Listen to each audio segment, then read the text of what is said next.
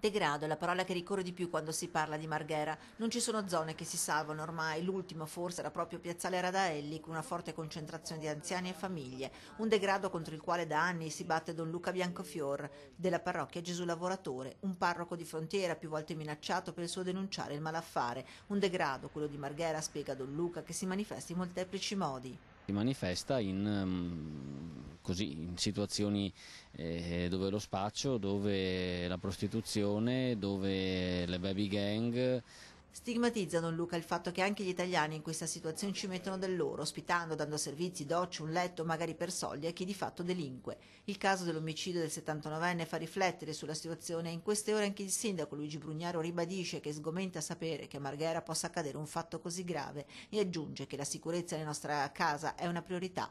Auspica poi che il responsabile di un tatto efferato del delitto sia presto identificato e consegnato alla giustizia. Esprime alla vedova e ai due figli il suo cordoglio e della città di Venezia. Alle parole del sindaco sembra far eco quelle di Don Luca. Queste eterne promesse e poi il vedere che rimangono sempre solo parole certamente non aiuta nessuno a migliorarsi. Marghera, Sud, Parco Emmer, Piazzale Concordia, all'ingresso del Sottopasso sono solo alcune delle zone diciamo così depresse e alle parole di Don Luca chiede ora risposte e rilancio al primo cittadino.